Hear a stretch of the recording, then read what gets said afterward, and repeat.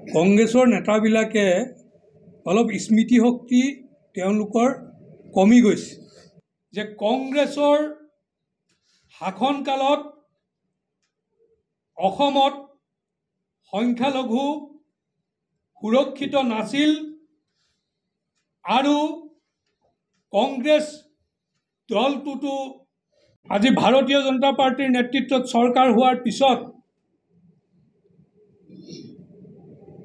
তেনে ঘটনা আজি ইতিহাস হ'ল। আজি সংখ্যালঘু জনসাধাৰণে ভাৰতীয় জনতা পাৰ্টিৰ নেতৃত্বত চলা চৰকাৰৰ প্ৰতি সমৰ্থন আগবঢ়াইছে। আজি চৰকাৰৰ যিবিলাক আঁচনি আছে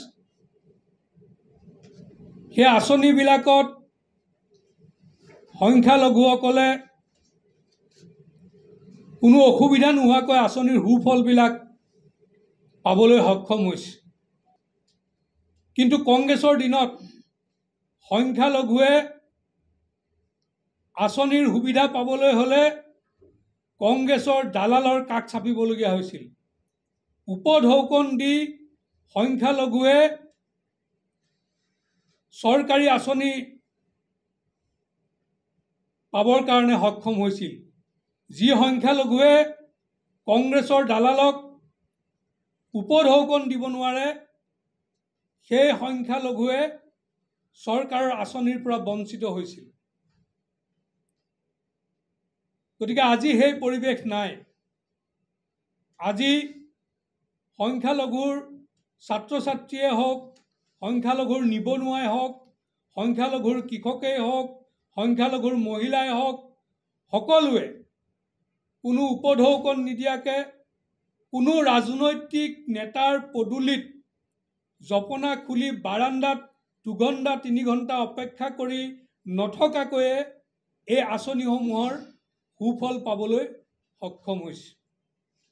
যাৰ ফলত সংখ্যালঘু লোকসকলে ভাৰতীয় জনতা পাৰ্টিৰ প্ৰতি তেওঁলোকে মৰম দেখুৱাইছে আৰু সেই মৰম আমি গ্ৰহণ কৰিছোঁ।